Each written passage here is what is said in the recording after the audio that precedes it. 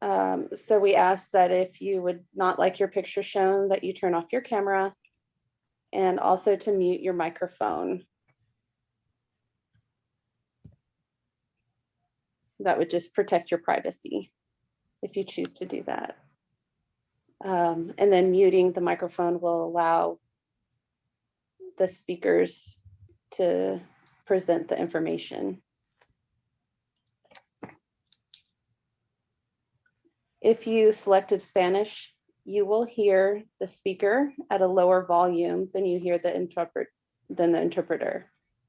If this is distracting, you may mute the original audio to only hear the interpreter.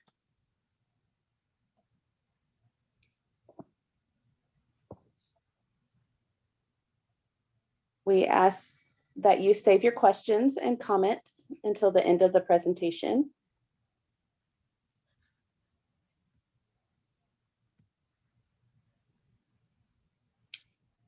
And there will be multiple ways to ask questions, either by raising the hand icon as a reaction or submitting a question or comment in the chat.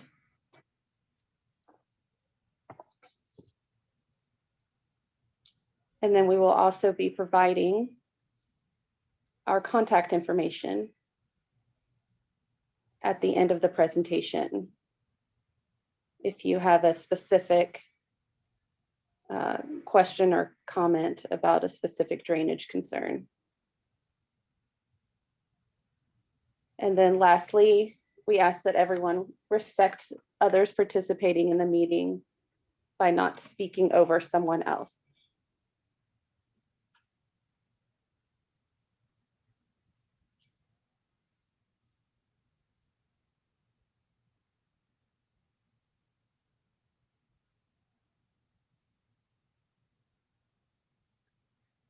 And I'll turn it over to John. Well, hello, my name is John Middleton. Some of you may remember me from previous meetings or from visits to the neighborhood. Although I may not have had this beard when you saw me last. But thank you for being here this evening. We're here to give you an update on the progress we've made on the Brassiewood storm drain improvement project. I'd like to start off and let you know who's here tonight besides myself. Scott Avery is the engineer working on the project, Forest and Watershed Protection. Susan Garnett and Joan Esquivel are with our Public Information Office. And Eric Ratzman from Half Associates, who is the consulting engineer on the project, is with us also. And also we have our Assistant Director, Mike Kelly, and Division Managers, Kevin Shunk and Ramesh Swaminathan here tonight also. So we know how serious the flooding issues are in your neighborhood, and we've taken a slightly different approach than normal for our major projects. With this project, typically we design the whole project once and then do all the construction, and that can put a big delay in getting construction started. But we've tried to look for opportunities to do parts of the project sooner. And to date, we could go to the next slide. We have replaced 2 of those narrow slot drains that always clog up with these curb inlets at Nesting Way, tried to improve the drainage at that spot. And we've also worked with the fire department to plan for road closures in the event we do get a flood, so that the traffic won't push water into the houses on South Pleasant Valley Road.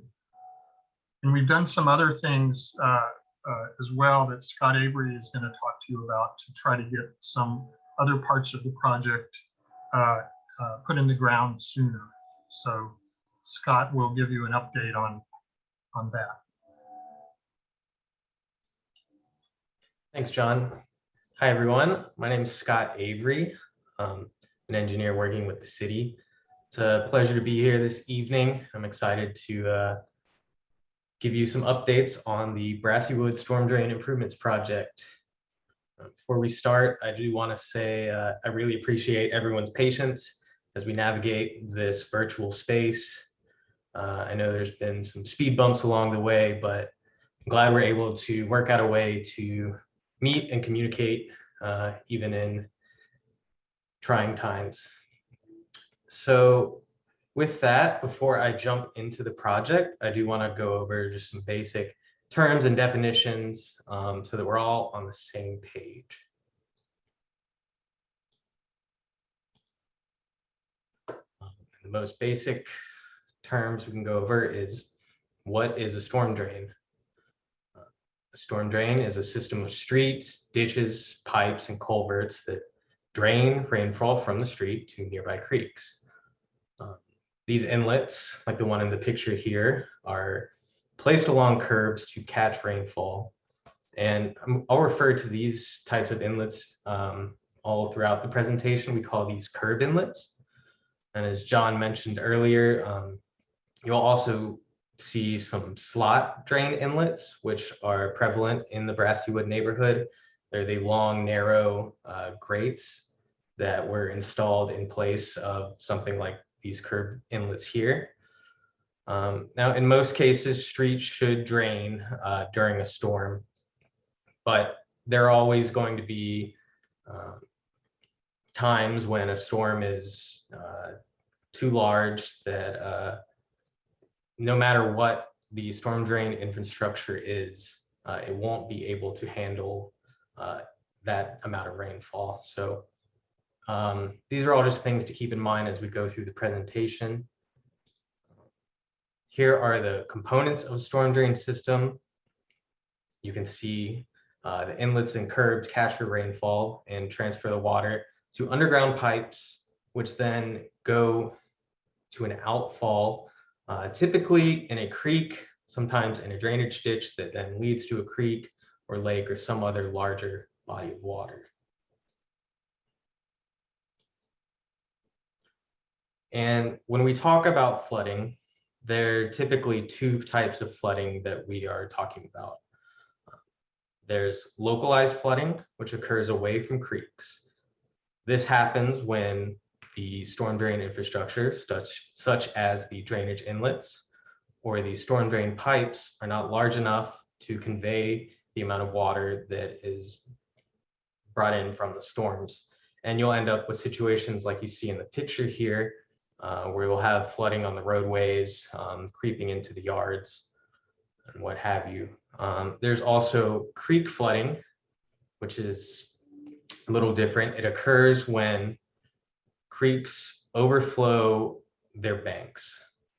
So these things are separate issues, and for this project, we'll be focusing on localized flooding. We are aware that creek flooding can be an issue in the neighborhood, and there will most likely be projects in the future to address that. But as of right now, the project that we'll be talking about will be addressing the localized flooding. So here you can see a map with the Brassiewood SDI project area. It is this orange line here, going from Turnstone Drive on the west, down to Brassiewood and Creek Bend on the south, up Pleasant Valley here, up through Knuckles Crossing, and then it is topped out up here by Dove Meadow. Here, I've added in the existing storm drain infrastructure. These are all the curb inlets, the storm drain pipe, and the pond, the detention pond, and the outfalls in the area. So you can see the green lines here are the storm drain pipe. The yellow rectangles here are the curb inlets, which are the larger standard inlets that we tend to prefer. And the smaller yellow boxes are the existing slot drain inlets in the neighborhood. And what you're seeing here are complaint points.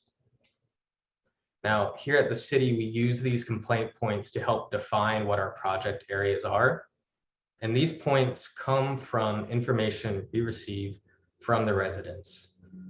Some of you may have actually sent in these complaints, but what happens is we take that data and we add it to our database, and we run analysis on the groupings, and from that we can help define our project area.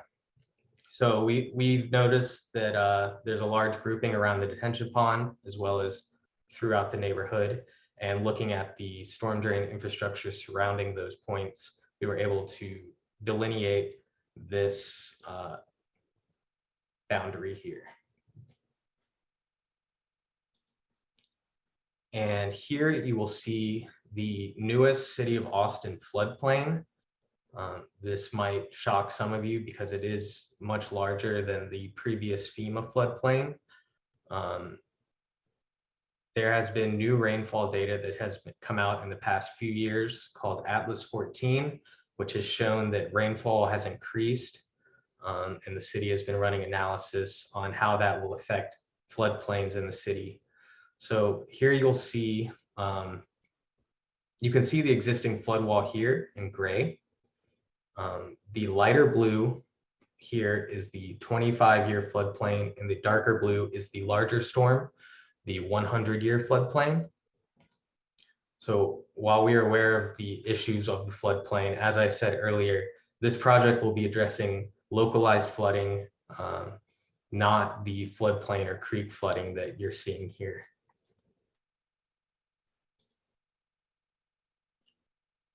To put into perspective your neighborhood to the rest of the city, you'll see a map of the city of Austin with all of the complaint points we've received for flooding, totaling over 6,500 complaints.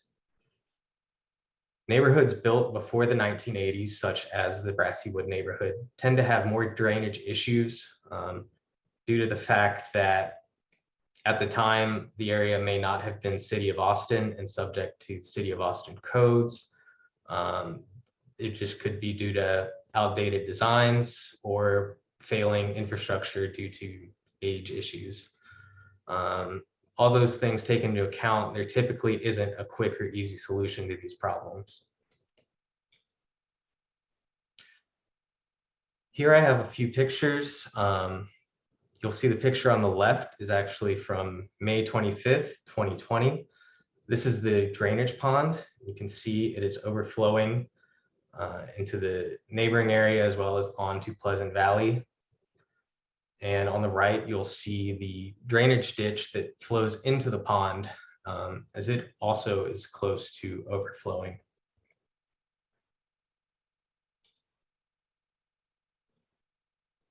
Now, this map was created by our engineering consultant at HAF.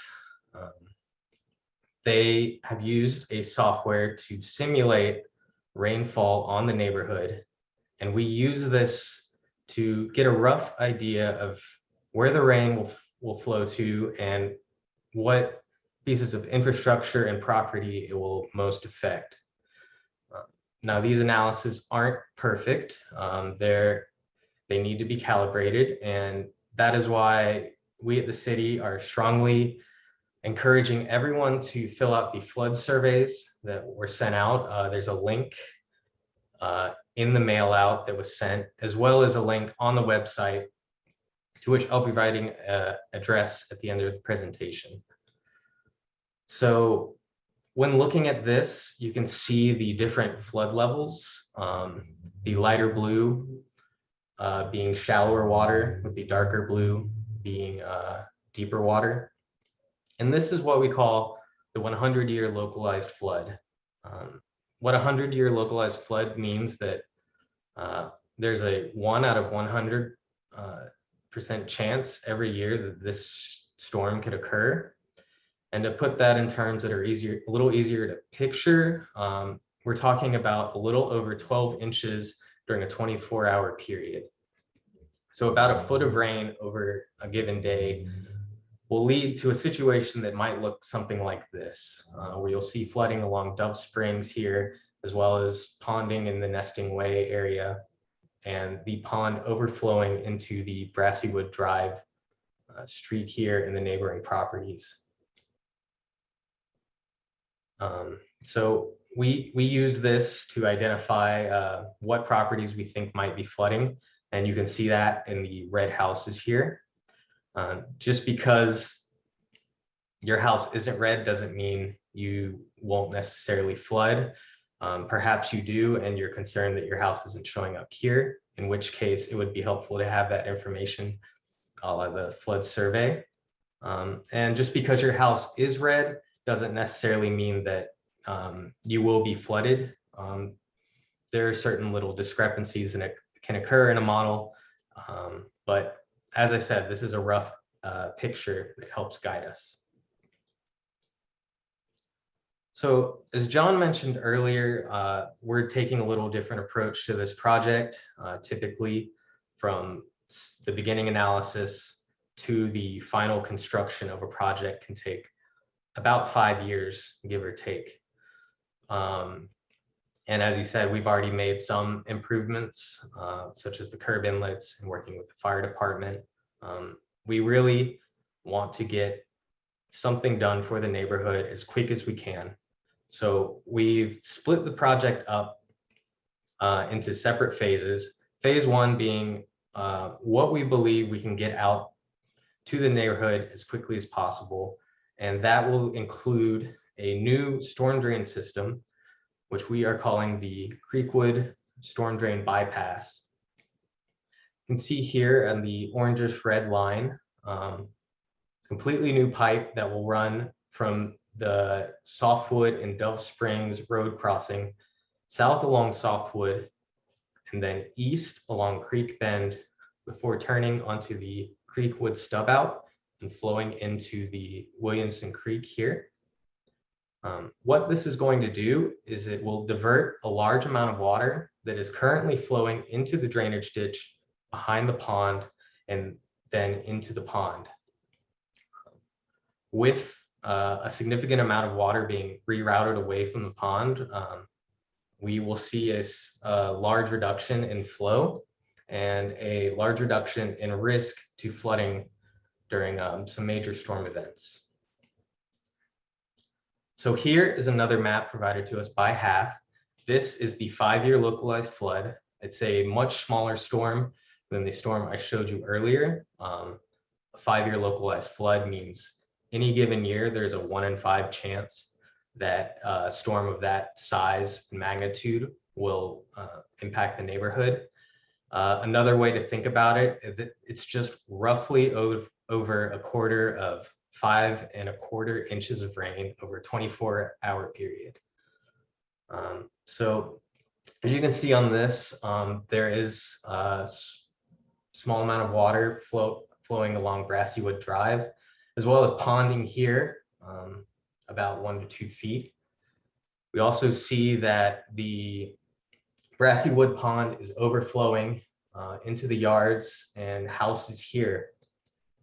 So this is the neighborhood as it currently is during the 5-year storm.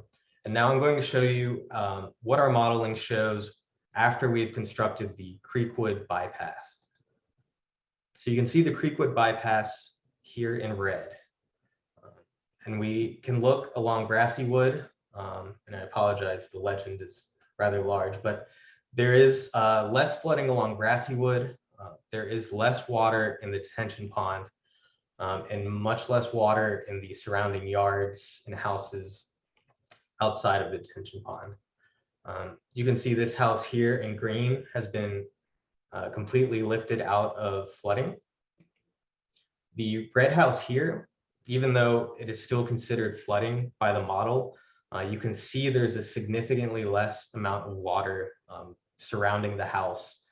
And the way these models work is if any single drop of water gets into the floor elevation of the house, it is considered flooding. So we try not to dwell in too much on whether a house is considered flooded or not flooded, but look more at the impact the system has made on reducing the flow to that area. So actually, I'm going to go back and forth a couple of times here just to help you visualize the change. This is the existing. Like I said earlier, you see the flooding here along the pond. You can even see reduction in flooding up here on Duff Springs as well. The new system, once again. That brings us to the phase 2 of our project. For phase 2, we're looking at the entirety of the neighborhood and what improvements we can bring. Looking at the pond outlet, looking at improving the slot drains or improving the drainage ditch. One of the major aspects of phase 2 is a new pond outlet for the detention pond. There were 3 options that we were considering. The first option is a large storm pipe going directly across from the pond, heading straight towards Williamson Creek. Another option that is similar to option 1, but slightly north, would go between these 2 properties here. You may ask why we're considering 2 options so close to each other. When we look at these alternatives, we're looking at things such as utility conflicts, such as a water line, a wastewater line, any sort of gas line or telecommunication line, which could interfere with the new pipe systems. So those are both there as alternatives, but we also have an alternative that we are believe is the most feasible option. Our third option will go down South Pleasant Valley along the west side of the street. We believe this is the best option for the neighborhood. It runs completely in public right-of-way, which means we can construct it faster. We won't have to acquire property rights or new easements, which can be a lengthy process, and we avoid interrupting people's property. So actually, in the past week, we have begun moving forward with this analysis. So we're excited to kind of move ahead with that option. And here you can see all 3 options laid out. Some of the other improvements I mentioned, you see the slot drains here on the left. These have a tendency to be clogged. You can see this one here is already partially clogged. During a large rain event, water will carry yard debris, trash, or whatever, and it will, I'm sure many of you are well aware, it will block the inlets and cause ponding in the road. So one of our priorities is replacing all of these slot drain inlets with our standard curb inlet that has a much lower chance of clogging and is much easier for our maintenance crews to maintain. Another thing we'll be looking at is the drainage ditch, as you can see on the right here. We're still in the preliminary analysis phase on this, but we want to try to bring this back to a natural channel, which means grass lined, more in tune with nature, and not a concrete ditch behind these houses. But that brings us to the schedule. Phase 1 is currently in design. What that means is we've completed our initial analysis and are working on finalizing the details. And once those details are completed, we can begin moving towards construction, which we right now are scheduling for spring 2023. Phase 2, which is looking at the entirety of the neighborhood, we're still in the analysis period where we're analyzing all of the project alternatives and the different routes we can take with those alternatives. So here, I'm gonna go over some resources available to you, public. First of all, I encourage you to visit austintexas.gov/Brassiewood, where you can find all sorts of information relating to this project. There's a snippet of the site on the right here. You can see there's an overview, a project map, status and timeline, which we will update regularly. And there's also a link to the flood survey, same one that was sent out in the mail out. Cannot stress enough how helpful any and all information that you send in is. Even if you haven't flooded, just knowing that is helpful as well. So please take a minute and fill that out if you can. Some other resources that are available. If you have flooding or any other drainage concern, encourage you to reach out to 311, either by dialing the number 311 or by downloading the Austin 311 app, either through the Google Play Store or the Apple App Store. I recommend using the Austin 311 app. It allows you to add pictures and videos and detailed descriptions. It also allows us to communicate back with you on the issues that you're having. Another PSA that we wanted to get out is please avoid improvements that could potentially impact your neighbors. I understand how you may feel the need or want to put up structures that can divert flow around your property, your house, but you have to consider how that impacts your neighbors and how a structure like that could potentially flood them or cause other issues that you may not quite see immediately. We also encourage everyone to consider purchasing flood insurance. As of right now, if you're not in the FEMA federal floodplain, you're not required to have flood insurance, and it is likely that the FEMA federal floodplain will not be updated for 3 or 4 more years, meaning you will not be required to have flood insurance if you are in the new FEMA floodplain, but we still strongly encourage people to purchase flood insurance if they can. You can also email floodpro@austintexas.gov for information about flood proofing. You can check atxfloods.com for road closures, and also sign up for warrencentraltexas.org and ATX Floods for information on current storms and events related to flooding in your area. And with that, I will leave it open to questions for either me, John, or other members of the watershed protection group here. And Susan will take any questions in Spanish.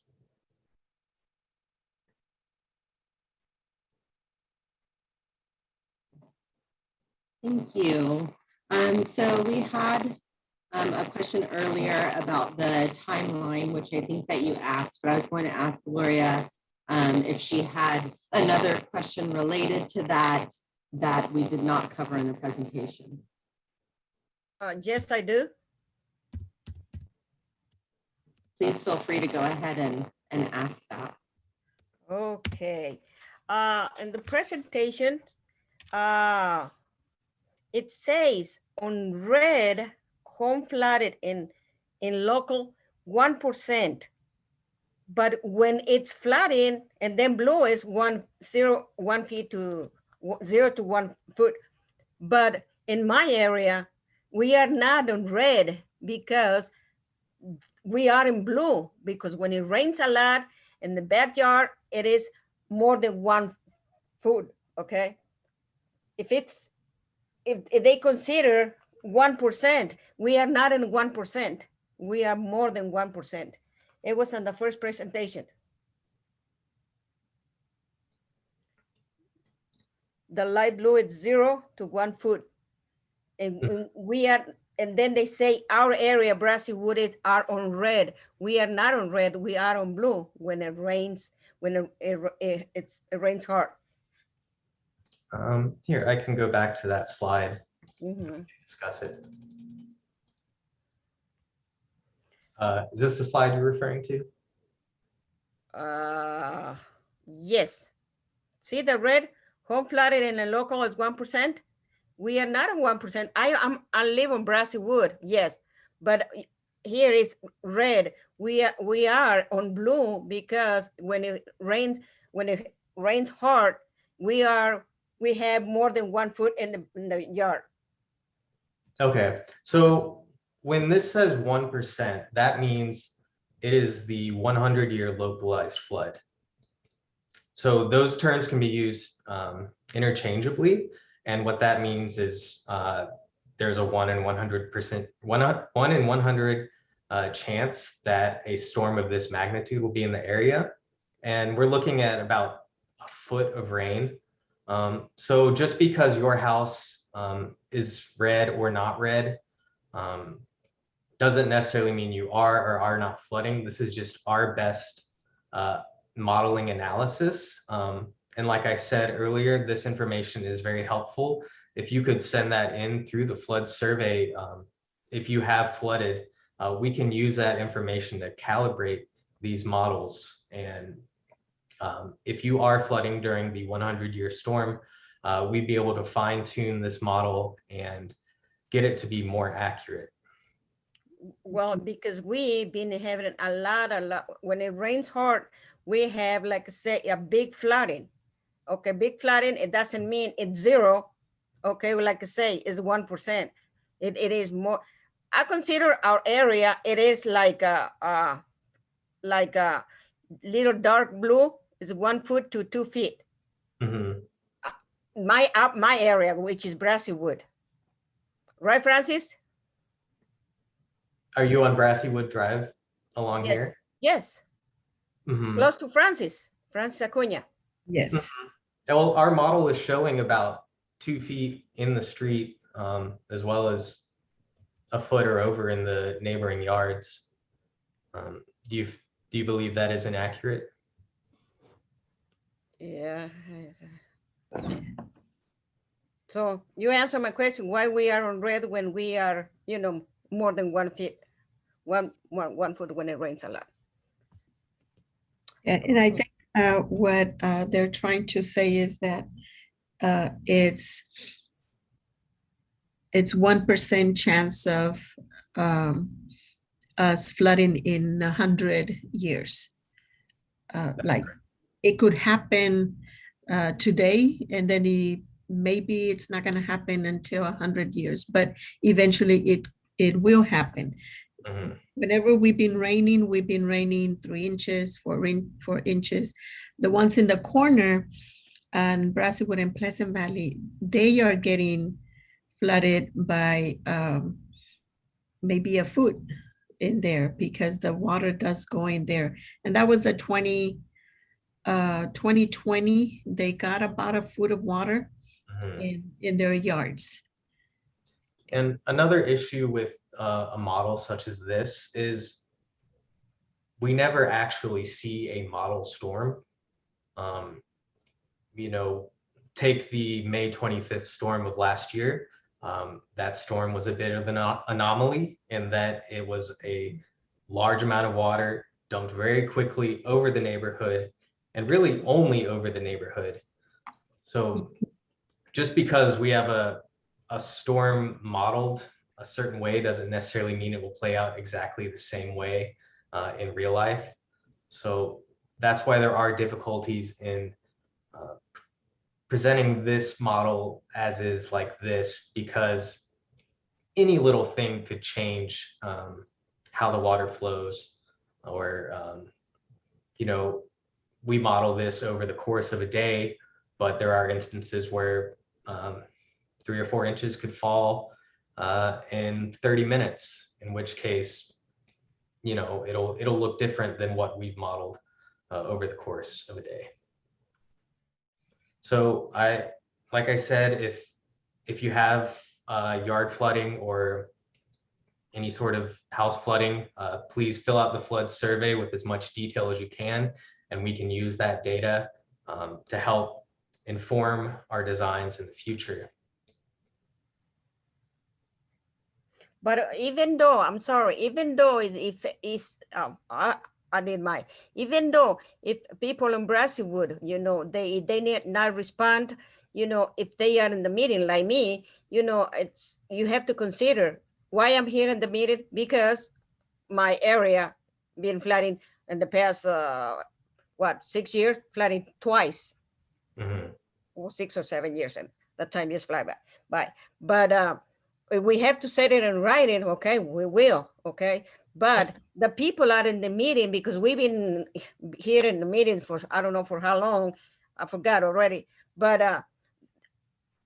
I don't know if that you recorded or you some kind of sign sheet or write the names, because we are really consider our flooding. We need to be, you guys need to be fixed before we have another storm. Mhm. I understand your concern.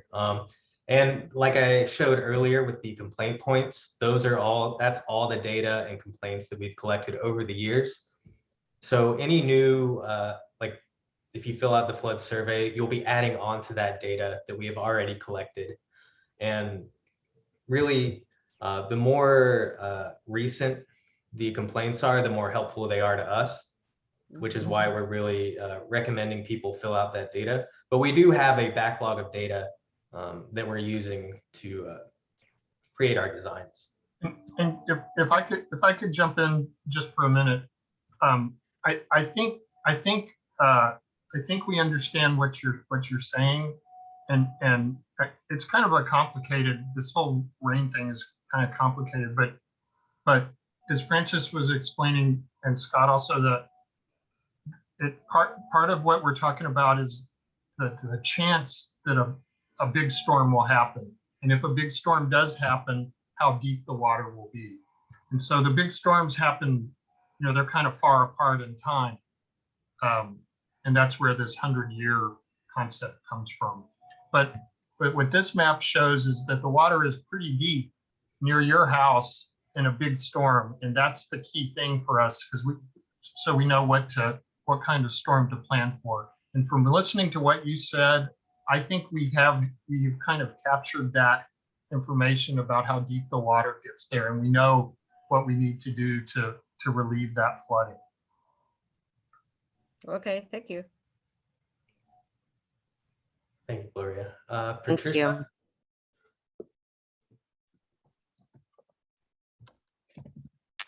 Hi, good evening, everyone. So I'm actually a resident of Creek Bend, and so I've been here for 21 years, and so I've seen quite a few floods around the area. Granted, we've been lucky enough that it hasn't necessarily impacted us directly, but you know, there have been moments where there's raging river in our backyard and water slowly seeping into our backyard along, you know, Williamson Creek. And so my concerns that are with, and I'm sorry, I'm kind of going back to my notes, on the phase 1 of the creek, you know, the bypass storm drain to Creekwood. And so I'm just kind of curious in that, so like where exactly is that, you know, I understand that it's going to drain. So how many feet from the, yes, I've already filled that out. I've got pictures. I got lots of pictures, Francis. And actually one thing that I was kind of concerned with, it only goes to 2016. So I'm sorry, I'm kind of switching gears here, but that was one of my concerns, because a lot of these flooding events have occurred previously. So if that data is not relevant, I think it should be. And so, and I'm sorry, just kind of going back to the bypass along Creekwood, you know, how many feet from the street, or like where is the outing going to be? Like how many feet from the street? How many feet from the green area is the tube going to, you know, I guess all the water to be released from? And I guess it's kind of hard to explain, but I guess for me, there have been chances where luckily I'm up kind of on a slight ridge, but the water does get up pretty full, especially on these, you know, these kind of quick rain storms. And so, you know, I know you speak to, and granted, I've seen, you know, what happens around Brassiewood, but I guess for me is just that, you know, it gets very full there just the same. And so in having these kind of tributaries, if you will, into Williamson Creek, it's just a little concerning. And then, you know, you're getting underground, you're getting underneath a very soft ground. And so how, you know, there's corrosion, of course, is taking place. I've had quite a bit of corrosion throughout these last 20 years, and I've got the pictures to prove that. So what steps would the city take in place in order to keep that in mind? Are y'all going to have something in place to help offset the corrosion? How, if you're digging deep into the ground, that's going to have a shift, definitely, especially on the limestone and the sediment that is back here. So what, you know, kind of precautions are going to be taken in that aspect when you're going to have, you know, digging underneath several feet perhaps, and then having even more water put into an area that does get pretty full in itself. So that's just my concern of the Creekwood bypass. And then, and I'm starting to kind of get into my notes. Patricia, do you mind if we stop and I answer your questions, and then you can continue with some other questions? Oh, sure. I'm sorry. Sure. I'm sorry. Go ahead. Yeah, no problem. Okay. Yeah, let's talk about Creekwood bypass. You say you're on Creek Bend. You wouldn't happen to have filled out the flood survey, did you? Actually, yes, and I did. So, and that was what I kind of just touched on briefly. It only allowed me to go to 2016, but I have several pictures and videos from even before that.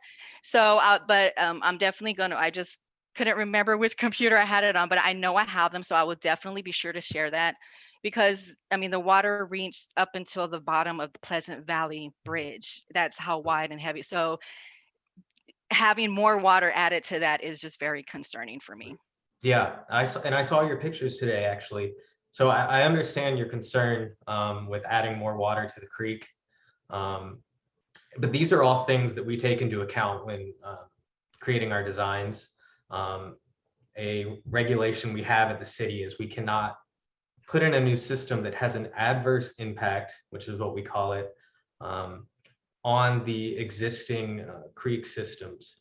And what that means is we can't install a system that is going to increase flooding elsewhere, because then we're just shifting the problem somewhere else. Right. So what we do is we perform an adverse impact analysis. And what that involves is looking at the timing of our storm drain systems compared to the timing of these creek systems.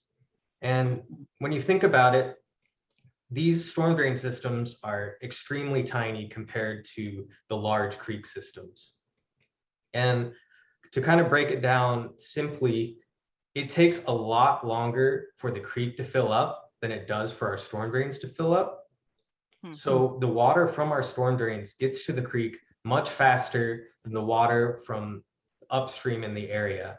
And that analysis is what we use to determine whether or not we're going to have an impact on the creek as it is.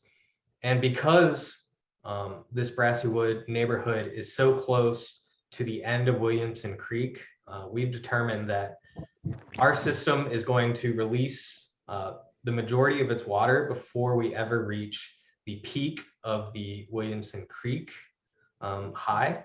So it's not going to have an impact on the creek as you would think.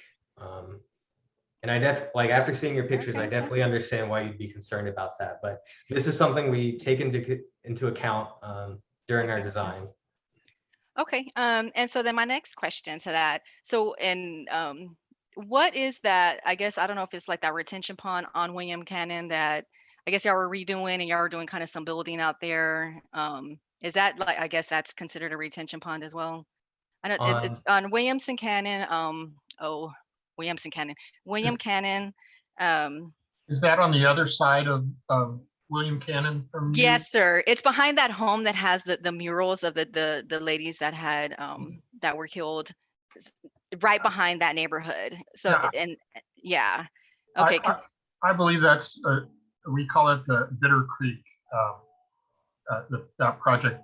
There's a tributary that runs through there, and an old wet pond or amenity pond or stock pond or something.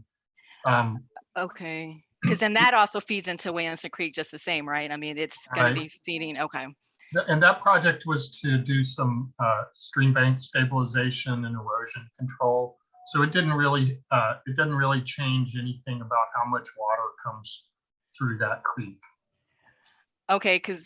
Okay. I mean, yes. I guess just as it, I mean, I've seen lots of water coming through on that side as well, and they're, you know, but and I understand. I do understand that this is not necessarily, you know, this is focused on the localized flooding. I do get that, but each one of those collect runoff anyway. So wouldn't that still be considered the localized flooding as well? You know, you have these like you said, various tributaries in this matter almost seems flowing into one particular area of the creek. And I get it. I respect the science, really, I do, but unfortunately, just being here and seeing it is totally different.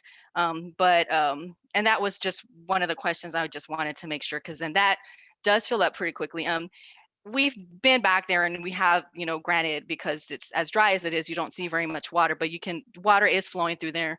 And then you also have that new development or whatever it is on Williamson Canyon and William Canyon. And, I know that, new building does not affect the flow of water, but I tend to think otherwise from the building of developments all around us and how that has changed the flow of the water. So I would definitely be sure to share the pictures that I have of those instances as well. And I'm sorry, I'll go quickly because I know I don't want to keep other folks' time. But the last question that I have, it's not kind of related to this, but I just figured I'd ask since I've got everyone here. So with this project going forward, does that mean the Williamson Creek wastewater interceptor is no longer going to happen?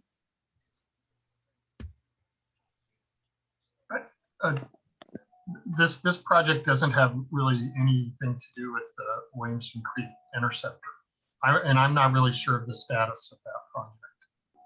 Okay, and because then that's also another project in itself that would put, some kind of stress on the ground, because from what I understood, and it's been a minute, is that it'll connect from, Williamson Creek, from Creek Bend in through certain parts of Brassiewood all the way down to Dove Springs. So is that going to be these two different instances where the ground is going to be dug up, and then there's going to be another project? And so, and that was the only reason why I bring that interceptor up. When I checked the status, it did say it was on hold, but I just didn't know if it's on hold because then this project is then superseding it. That's the wastewater interceptor, is that? Yes, sir. Mm-hmm. My understanding is that's a deep tunnel. And so there's really not a lot of surface disruption, just where they bore down, do the bore pits on the ends of the project. So it shouldn't have much impact, but we could look into that a little more.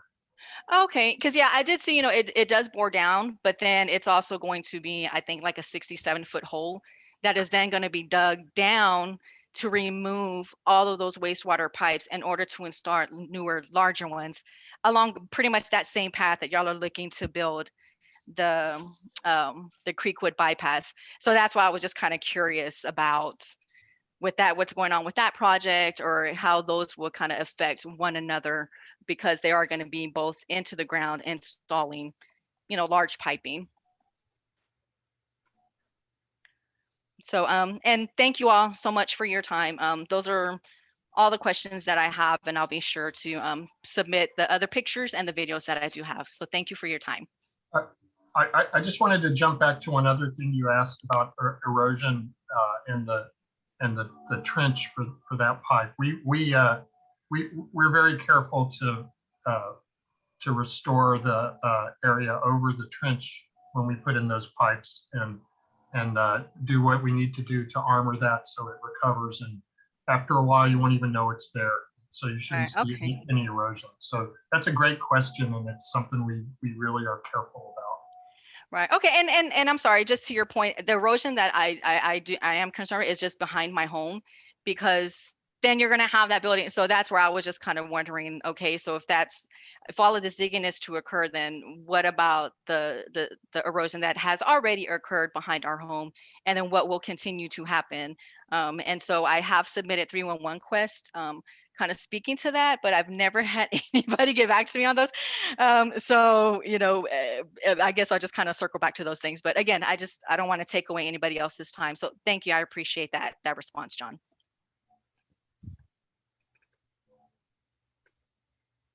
Thank you, Patricia. I'm going to circle back up quickly to a question Ana Aguirre asked earlier in the presentation about the amount of residents who live within the Brassiewood project area and how many homes are within that project area. I'm sorry, the question is how many homes are in the project area? How many homes and how many homes, how many residents will be affected by this project essentially, but how many exist within the project area? And Ana, if I'm not asking your question correctly, please feel free to chime in. No, thank you. No, that is my question. The only reason I asked that is that anytime that people are saying we're spending too much money, I would like to be able to say this is why, because we're saving homes, we're saving lives. So that's the reason. So it's always good to personalize a project. It's not about just money, it's about quality of life, especially in this area where we've been, you know, there's the racial impacts, you know, of the neglect. So just to say you're improving quality of life for a community that has been marginalized historically. But that's the reason why I'm asking that. Scott, I'll jump in. This is Eric with HAF. I don't have the exact number. We can get that for you. It's in the neighborhood of 300 homes approximately.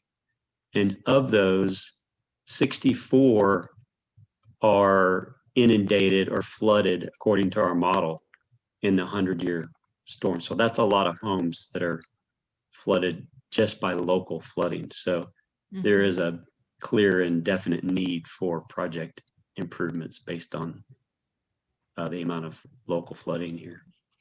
Yeah, and the reason I like to ask about the number of individuals, it would be great if we could have it broken down by, you know, is it an elderly person? Is it school-aged children? Because it, you know, there's the disruption when a family is impacted. And and we can tell you more about that just because of what happened to us in 2013 and 2015. Those students that were attending, you know, for example, Mendez Middle School or any of the other adjacent elementaries, you know, the impact that they had trying to go to school, plus also deal with a catastrophe of losing their home. So all of that disruption, you know, when it comes to social impact, that's very important to consider. And here, if we can stabilize the community, keep the family okay, all of those impacted, that would be great. That's a great point, Anna. And it's something we have somewhat looked into. Equity has been a large focus for the city of Austin, and particularly watershed protection as of late. So that is a big part of our consideration when what projects we take on. But yeah.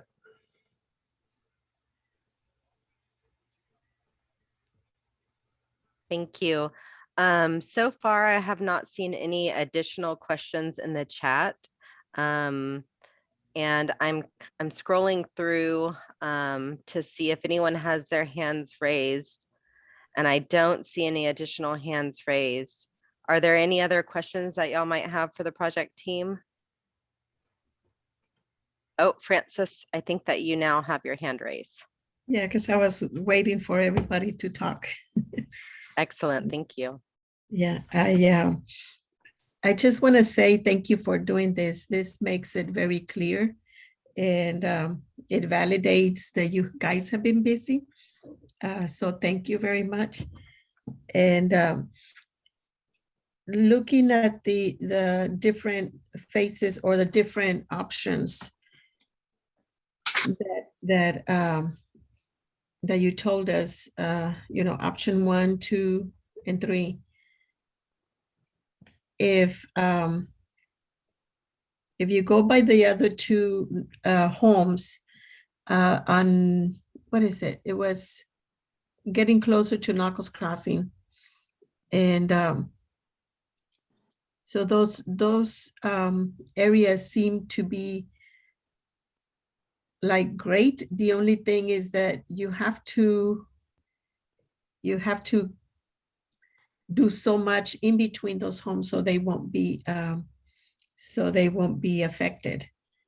And I think you guys mentioned that there's a lot of wires and all these tubes or everything that goes through for cable or electricity or anything like that. I don't know what it goes by there, gas but you have all of that would interrupt. And the other time we have thought about the option 3, which seemed very, it seemed very easy. You just go in and instead of going all the way to Southwood and ending on Creek Bend, I think this one, it looks very doable and not disrupting many of the residents, or I don't know. I'm just saying the only thing is that the water still is gonna get into the pond. So would it be enough to hold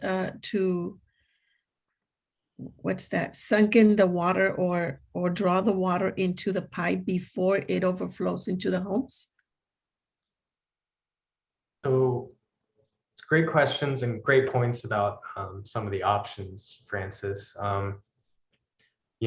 Part of the reason we're moving forward with option 3 is because of some of the things you said, with potential issues about water pipes, wastewater pipes, what have you. So we agree option 3 seems to be the easiest and best route to go. As far as sucking water out of the pond or lowering the pond, it can't really be done just because there's no way to get water out quicker if you lower the pond. In fact, it would just get stuck there because it needs to go down to drain. But by installing a much larger pipe in option 3 compared to the pipe that is already there, it will allow a much larger amount of water to flow into the pipe from the pond, and therefore the pond will not fill up as fast and hopefully will not overflow for all of the design storms that we've talked about. So this option 3 is working together with the Creekwood system to try to get as much water either away or out of the pond as quickly as possible. Mm-hmm. I hope I answered your question. No, yeah, my only concern was that the pipe was not large enough to be able to get have the capacity to hold the water. Yeah, the current pipe there, I think it's two 2-foot pipes, and the new pipe that we're looking to install is about 1 6-foot pipe. So if you can imagine, that's much larger than the existing pipes. So okay. It should drain water much more effectively from the pond. If you put it in feet, how many feet are those? Because I was like, the other one is 24-inch. So 2 feet. Right now. So there's 2-foot pipes in the pond right now. Mm-hmm. The new pipe that we're going to install is 1 6-foot pipe. Okay, awesome.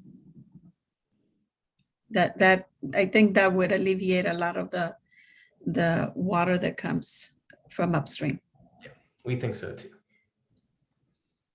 And plus, Francis, we're taking water away from the pond with that other bypass. So there's less water getting to the pond, plus this giant pipe to drain the water out. That's, yeah. Lávalas. ¿Qué nos lava? No. Thank you. I believe Patricia has another question, unless I think your hand just came up recently again. Oh, yes. And I'm sorry, I just wanted to just ask, just if you could, Scott, clarify when you say y'all going to go ahead with the option 3, is that something that's also starting in 2023 as well, or is that like a sooner? So option 3 is part of phase 2 of the design. Phase Gotcha. 1 being the Creekwood bypass, and phase 2 kind of fits into the more long-term improvements that we're looking at making. As this is a much bigger pipe and we're going to have more utility conflicts, it's going to take longer to get this pipe constructed. So it will be a couple years after the Creekwood storm drain system. Okay. I'm sorry. I guess I had missed. I know you said that was like what you were going with, but okay. All right. That's all I have. Thank you, guys. Thanks, Patricia.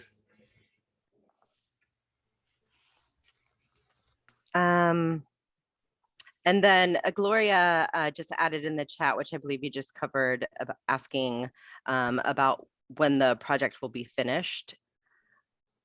She asked if it will be finished by 2023, and Joan had answered, just so everyone is aware, Joan had answered that it will start construction in 2023. Could you talk a little bit about the timeline again, please? Yeah, so the Creekwood bypass, which is phase 1, right now is scheduled to begin construction in spring of 2023. So that will just be that one storm line through Creekwood and Softwood. The phase 2 part of the project will happen after that. We might look at implementing more things in even smaller phases, such as improving some of the curb inlets, but none of that has really gotten to the phase where we can give a hard date for that. I would expect it 2 to 3 years after phase 1 is finished construction.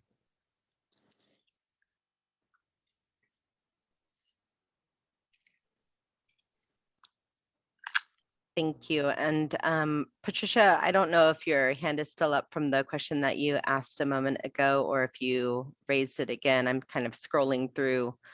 Oh, I'm sorry. Yeah, I can't see it for some reason on the way I'm at, but no, I'm done with my questions. Thank you. Thank you. I don't see anyone else's hand up, and I don't see any questions in the chat. So I'd like to give you all another opportunity if any other questions have come to mind.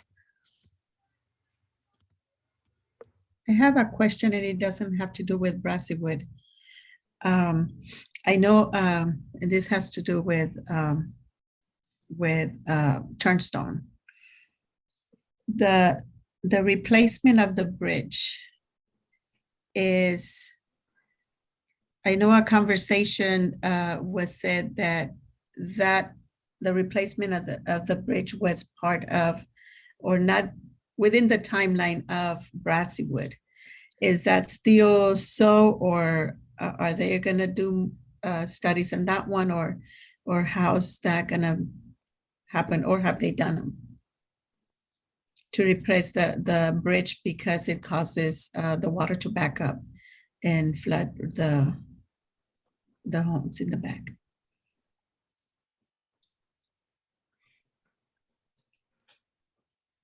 That's a good question, Francis. Part of this project is looking at the bend at Turnstone there where the bridge is, and analyzing improvements that can be made to that area, including the bridge or the inlets on the street there. I don't, John, do you know anything more about the Turnstone Bridge? I don't. I'm going to have to get back to you on that, Francis. Okay. Yeah, because residents have been asking me, and I told them what I knew, that I thought that it was part of this project, but Yeah, we were really on this project, as Scott was saying, just looking at that corner at Tombstone where there's some flooding. So I'm going to have to get back to you on the bridge question. okay, thank you. And I'm going to write that down right now.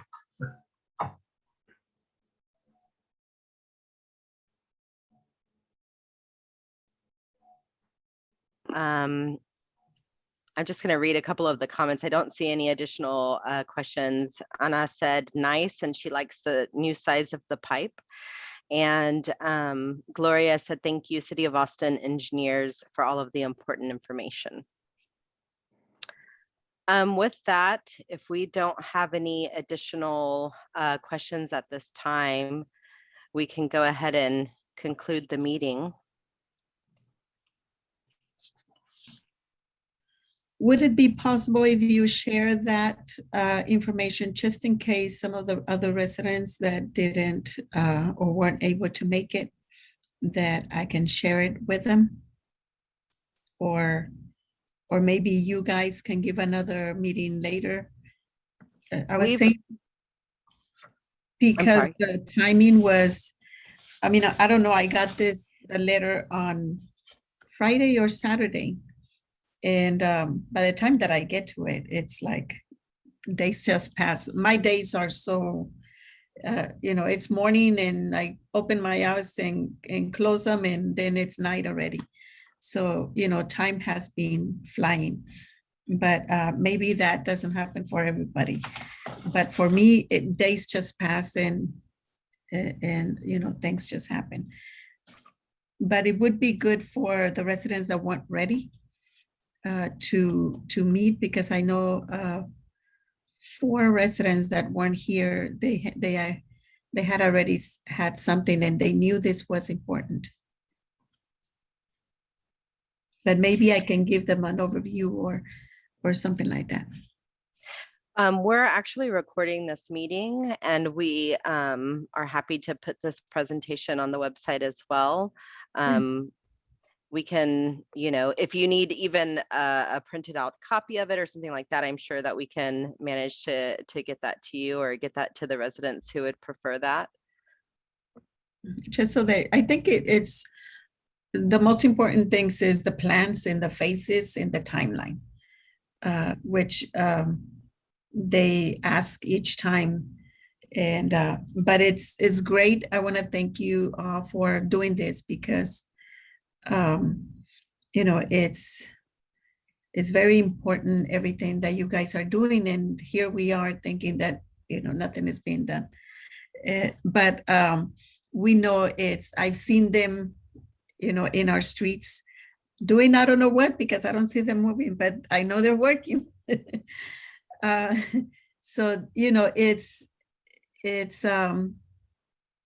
important that the residents know that you guys are doing an amazing job in responding to our needs and our fears, because a lot of those are fears. So I want to thank all of you for that, for listening and for being responsive, because the process, yes, the grass goes high, but then they cut it. So that I want to thank you for all that, because residents are seeing that. Thank you for saying that. And, I apologize for my dog in the background. We appreciate our partnership with you all and your involvement.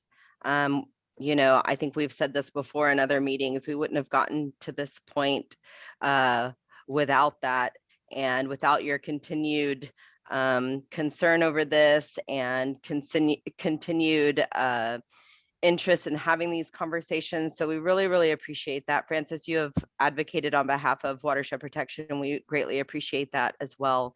It is certainly important to us to do as much as we can within the time frame that we possibly can, as quickly as we can, to get some relief to you all.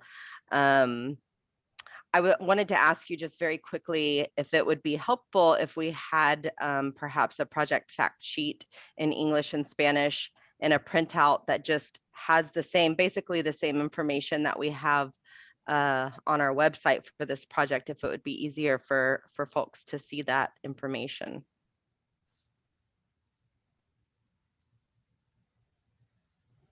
I think it would be very helpful. That way we just give them that instead of, you know, the whole thing. Maybe a one pager even with all the important facts. Yes, we have all of that on the website. That would be easy to transfer over to a document that could be printed out, and I can work with you on that. Yeah, thank you. That would be great. Excellent, thank you. And just before we all leave, I just wanted to thank everyone who joined us, and I'm sorry that maybe we didn't get everybody that we could, but we really appreciate the partnership with the neighborhood, and thank you very much for coming tonight and working with us. Thank you. Well, with that, I think that we can go ahead and conclude the meeting then. I'll say the same. Thank you all so much for joining us. It is, you know, if you have additional questions, please feel free to contact us. And we do have the information up here if you want to take a screenshot, or from your phone, you can take a photo of it. We also encourage you, if you would like to receive any electronic updates, if you are able to put your email in the chat, we can make record of that and be sure to get electronic updates to you through that avenue. And we will continue to put information on Nextdoor. If you all have suggestions, we are always open to suggestions on how it might be more helpful to reach more folks in the neighborhood. Excellent. I see email addresses coming in. Thank you all.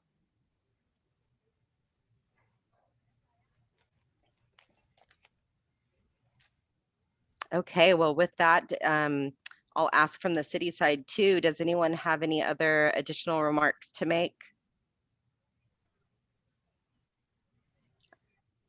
I take that as a no. With that, then, we wish you all a good night, and we look forward to speaking with you all again very soon. All right, thank you. Have a good evening. Thank you. Good night.